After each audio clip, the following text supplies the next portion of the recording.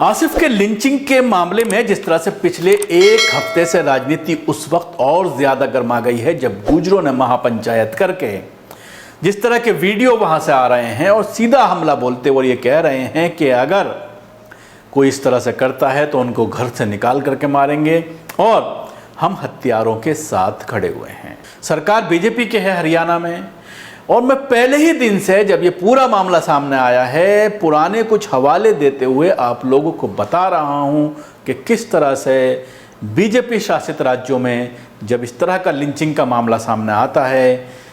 पहले दूसरे मामलों पर लिंचिंग होती थी, गौ हत्या के मामले में लिंचिंग की जाती थी, ये लिंचिंग जिस तरह से की गई है और जिस तरह के आरोप लगाए जा रहे हैं कि वो लड़कियों को छेड़ता था, इस तरह के आरोप के बाद उसको जायज़ करार दिया जा रहा है। पिछली बार जिस तरह से लिंचिंग हुई थी, पहले जो लिंचिंग हुई थी, उसमें भी हरियाणा पुलिस का जो रोल था वो काफ़ी ख़राब रोल रहा, जिसकी वजह से आरोपी छूटते नजर आए। इस मामले में भी अभी ज़्यादा दिन नहीं हुए हैं इस केस को, इस मामले में भी अब मैनिपुलेशन शुरू हो गया है। अभी ये बात सामने आई है कि हरियाणा की जो एसआईटी की जो टीम है, जो डीएसपी हैं, इस मामले की जो जांच कर रहे हैं सुधीर, उन्होंने कोर्ट में एक हलफनामा दाखिल किया है और ये कहा है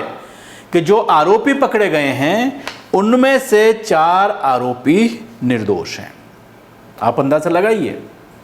टोटल 13 आरोपी गिरफ्तार किए गए हैं और 6 आरोपी 17 मई को जो गिरफ्तार किए गए थे, उन 6 आरोपियों में से 4 आरोपी के लिए डीएसपी ने ये कहा है कि ये 4 आरोपी तफ्तीश में बेगुनाह पाए गए हैं, इसलिए इनको छोड़ा जाए। ये कोर्ट में डिस्चार्ज रिपोर्ट लगाई गई है। जो 4 लोग हैं उसमें अनूप, महेंद्र, राजकुमार और संदीप, इन 4 युवकों के बारे में डीएसपी ने अपनी क्लोजर रिपोर्ट में यह कहा है कि इनका कोई इन्वॉल्वमेंट इस मर्डर मिस्ट्री में नहीं आ रहा है। जहाँ तक गवाहों का सवाल है जो उस वक्त आसिफ के साथ मौजूद थे, घर वालों का सवाल है या सीसीटीवी फुटेज की बात है, तो उन सब चीज़ों को पुलिस खंगाल रही है, लोगों से तफ्तीश कर रही है, बात कर रही है, और पुलिस का ये दावा है कि इनका इन्वॉल्वमेंट, इन 4 का जिनका जिक्र मैंने अभी किया, जिनके नाम अभी मैंने लिए, इन 4 का इस मर्डर मिस्ट्री में कोई भी इन्वॉल्वमेंट नहीं है, इस लिंचिंग में कोई भी इन्वॉल्वमेंट नहीं है। अब आप खुद अंदाज़ा लगा सकते हैं कि किस तरह से अब केस को मैनिपुलेट किया जा रहा है, किस तरह से अब केस को, जब ज़्यादा हंगामा हुआ, लोग सड़कों पर उतरे, रोड जाम करने की कोशिश की, तो आनन फानन में पुलिस ने गिरफ्तारियां की, मर्डर केस लगाया गया, 13 लोगों को गिरफ्तार किया था, जिसमें से अब 4 के बारे में ये रिपोर्ट लगाई गई है कि इस केस को उन 4 के लिए बंद किया जाए, उन 4 को इस केस से निकाला जाए। क्लोजर रिपोर्ट लगाई गई है, बाकी बचते हैं 9। तो अब ये देखने वाली बात होगी कि क्या ये 9 ही आरोपी हैं, क्योंकि घर वाले जो साथ में मौजूद थे उन्होंने ये कहा था कि 25 से 30 लोग थे, 25 से 30 युवक थे जिन्होंने इस वारदात को अंजाम दिया। तो अब ये देखने वाली बात होगी कि क्या पुलिस इस पूरे मामले में इंसाफ दिला पाएगी आसिफ के घर वालों को। आसिफ जिसको बेरहमी से उस वक्त कत्ल कर दिया गया जब वो अपनी बहन के घर से आ रहा था, और जिस तरह से उसकी पिटाई की गई, जिस तरह से उसको मारा गया, तो क्या जो अब बाकी आरोपी हैं उनको भी किसी न किसी बहाने से इस केस से निकालने की कोशिश की जाएगी, जिस तरह से और केसेस में ये देखने में आया है कि चाहे वो पहलू खान की बात करें, चाहे वो जुनैद की बात करें, इस सब केसेस में जिस तरह से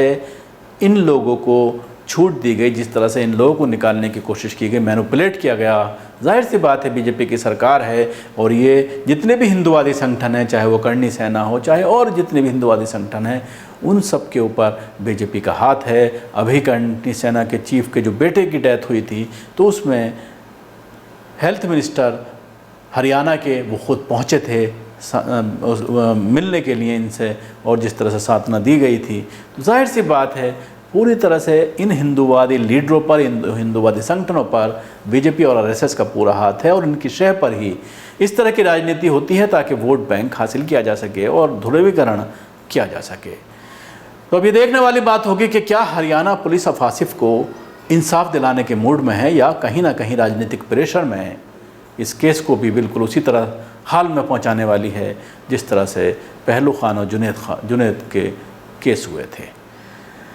कमेंट्स करके आप हमें ज़रूर बताएं, क्या जिस तरह से 4 लोगों की क्लीन चिट दी गई है, क्या ऐसे हालात में बीजेपी शासित राज्य में आसिफ को इंसाफ मिल पाएगा और बीजेपी क्या बचाने की कोशिश कर रही है आसिफ के जो आरोपी हैं उनको। हमारे चैनल को सब्सक्राइब करना ना भूलें, इसके साथ ही बेल आइकन ज़रूर दबाएं। धन्यवाद।